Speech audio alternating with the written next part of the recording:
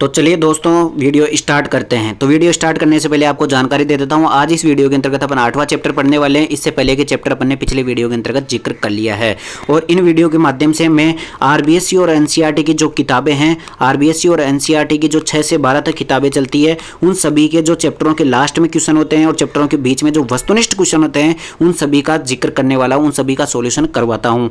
ठीक है, पिछला जो सीईटी का एग्जाम हुआ था, सीईटी ग्रेजुएशन वाला एग्जाम हुआ था, उसके अंतर्गत भी राजस्थान जीके का एक भी क्वेश्चन इन वस्तुनिष्ठ क्वेश्चनों के बाहर नहीं गया था। ठीक है, जैसा कि हम जानते हैं कि कोई सा भी एग्जाम हो, अगर उसमें राजस्थान जीके आती है तो उसमें 95% क्वेश्चन राजस्थान जीके के अपने राजस्थान बोर्ड और एनसीईआरटी की किताबों में से आते हैं।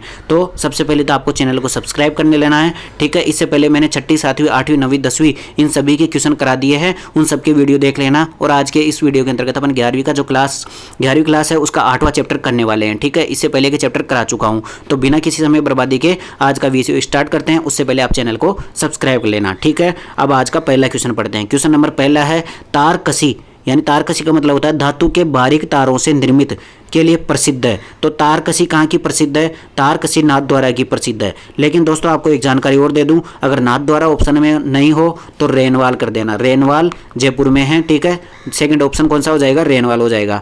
तो पहला ऑप्शन तो ये हो जाएगा, तार कसी के लिए कौन सा प्रसिद्ध है? नाथद्वारा प्रसिद्ध है। ये भी प्रीवियस ईयर एग्जाम का क्वेश्चन है, पूछ चुका है एक बार। इसके बाद में क्वेश्चन नंबर सेकंड है, झांझरिया और झांझरिया नामक आभूषण पहना जाता है। तो ये दोनों आभूषण कहाँ पर पहने जाते हैं? पैरों में पहने जाते हैं। कौन सा? झांझरिया या झांझरिया, कौन सा, कोई सा भी लिखा सकता है। ठीक है, इसके बाद में क्वेश्चन नंबर थर्ड बोल रहा है, हाथों में पहने जाने वाले आभूषण मोकड़ी किस से निर्मित होता है? तो जो मोकड़ी होती है वो लाख की जो चूड़ियां होती है ना, उनको मोकड़ी बोला जाता है। तो आपको ये पूछ सकता है कि मोकड़ी आभूषण कहाँ पहना जाता है? तो मोकड़ी पहना जाता है हाथों में। ठीक है, लाख की चूड़ियों को मोकड़ी कहा जाता है। क्वेश्चन नंबर 4 है, छिपों का अकेला, छिपों का अकोला, छिपों का अकोला कहलाता है। तो ये कहलाता है अकोला। अकोला को छिपों का अकोला कहा जाता है। अकोला कहाँ पर है? अकोला अपने चित्तौड़गढ़ में है। ठीक है, चित्तौड़गढ़ में है, इसको छिपों का अकोला कहा जाता है। इसके बाद में अगली बात करते हैं, क्वेश्चन नंबर 5, तनसुक, धुतई, गांबा, गदर और मरीजाई, ये सब किसके नाम है?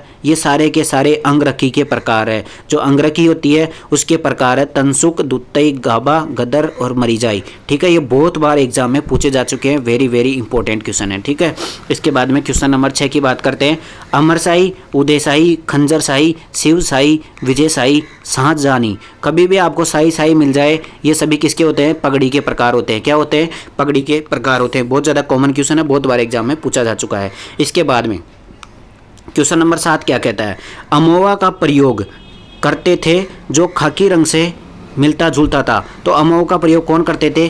शिकारी करते थे। ठीक है, अमोवा एक वस्त्र होता है जिसका प्रयोग शिकारी करते थे और ये खादी के जैसे रंग का होता है। ठीक है, इसके बाद में क्वेश्चन नंबर 8, अजरक पद्धति से छपे वस्त्रों के लिए कौन सा शहर विख्यात है? आप तो इतना सा याद रखना, अजरक प्रिंट के लिए कौन फेमस है? बाड़मेर फेमस है। ठीक है, और वर्तमान दृष्टि से देखें तो बालोतरा जिला है। ठीक है, तो अजरक प्रिंट कहाँ की प्रसिद्ध है?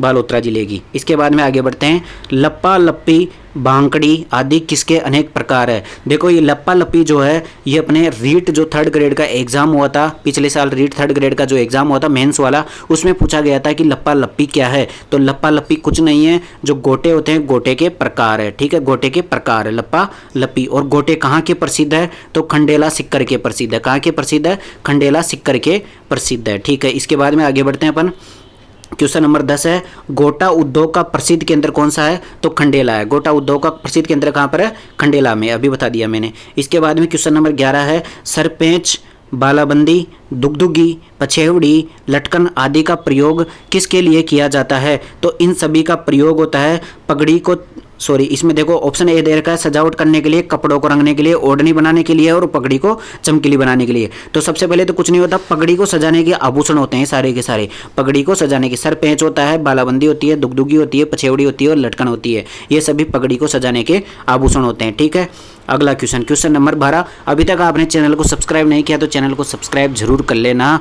आगे जाने वाले जो जितने भी एग्जाम है, 10+2 का एग्जाम है, सीईटी का, चाहे पशु परिचर का एग्जाम है, चाहे आरएस का एग्जाम है, चाहे पटवारी का एग्जाम है, इन सभी एग्जाम के लिए राजस्थान जीके के जो सारे क्वेश्चन हैं वह अपने ही चैनल पर मिलने वाले हैं और इन सभी की पीडीएफ है मैं आपको इसी चैनल पर उपलब्ध कराऊंगा, जिसकी जानकारी आपको बाद में दे दी जाएगी। तो उससे पहले आपको चैनल को सब्सक्राइब कर लेना है। अब क्वेश्चन नंबर 12 पर बढ़ते हैं।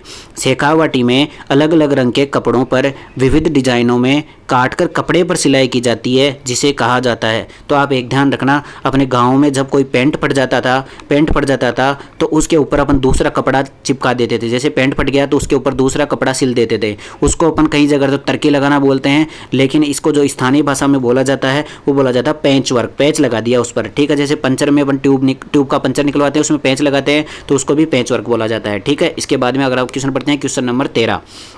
थमड़ियों, तेड़ियों, आड़, मुठियाँ, झालरा, टुस्सी आदि आभूषण पहने जाते हैं। देखो ये थमड़ियों वाला जो आभूषण है ये 2024 में भी हाल ही में जो एग्जाम हुई थी उसके अंतर्गत पूछा गया था कि थमड़ियों कहाँ पर पहना जाता है। तो थमड़ियों पहना जाता है गले में। देखो एक ट्रिक बता देता हूँ आपको, जितने भी ट से स्टार्ट होते हैं, मतलब टी से मान लो आप, तो टी से जितने भी स्टार्ट होते हैं उसमें से लगभग 95% गले के आभूषण होते हैं। केवल एक आभूषण है जो कि दूसरों के होते हैं, जैसे कि टड्डई बल को कहाँ का होता है, सिर का होता है। इसके अलावा टोंटी हो गया, वो टोंटी हो गया। ये दो चार मतलब ऐसे आभूषण है जो अलग होते हैं। इसके बाद में इसके अलावा जो शेष बचे जो टी से जो भी स्टार्ट होते हैं वो सारे के सारे गले के होते हैं। अगर आपको नहीं आ रहा तो आप गले के साथ जा सकते हो, ठीक है। इसके बाद में क्वेश्चन नंबर 14 पढ़ते हैं। वह कला जिसमें कांच के बीच सोने का बारीक काम किया जाता है कहलाता है। यानी क्या होता है कि इसमें बहुत, जैसे कांच हो गया, इसके बीच में जो सोने का काम किया जाता है उसको बोला जाता है थेवा कला। क्या बोला जाता है? थेवा कला बोला जाता है, ठीक है। तो कांच के बीच में सोने की कलाकारी करना क्या कहलाती है? थेवा कला कहलाती है। और ये एग्जाम में इतनी बार पूछा जा चुका है कि थेवा कला कहाँ की प्रसिद्ध है, तो राजस्थान में प्रतापगढ़ की थेवा कला प्रसिद्ध है। कहाँ की प्रसिद्ध है? प्रतापगढ़ की प्रसिद्ध है। और इसका जो परिवार भी पूछा जाता है, भाई थेवा कला का कौन सा परिवार प्रसिद्ध है, तो सोनी परिवार प्रसिद्ध है। कौन सा परिवार है? सोनी परिवार, सोनी परिवार है। इस कारण से इसको आजकल राज सोनी परिवार भी कहा जाता है, ठीक है, क्योंकि ये इनके अलावा किसी को भी नहीं आता है, इस कारण से इसको राज सोनी परिवार भी कहा जाता है। क्या कहा जाता है? राज सोनी परिवार भी कहा जाता है। और आपको एक बात और ध्यान रखनी है कि थेवा कला एक ऐसी कला है जिसको बहू बेटियों को नहीं सिखाया जाता है, ठीक है। क्यों? प्राइवेसी के लिए, भाई किसी के पास ना जाए और हमारे परिवार के पास ही रहे, ठीक है। तो ये थेवा कला से इंपॉर्टेंट इतने सारे क्वेश्चन मैंने बता दिए हैं। अब आपको इस वीडियो के अंतर्गत इतना ही मिलेगा। वीडियो थोड़ा छोटा रखूंगा क्योंकि बच्चे पूरा इस वीडियो नहीं देखते हैं और स्किप करके चले जाते हैं, फिर उनके पास क्वेश्चनों का पूरा समावेश नहीं हो पाता, फिर बोलते हैं कि एग्जाम में क्वेश्चन नहीं मिला, ठीक है।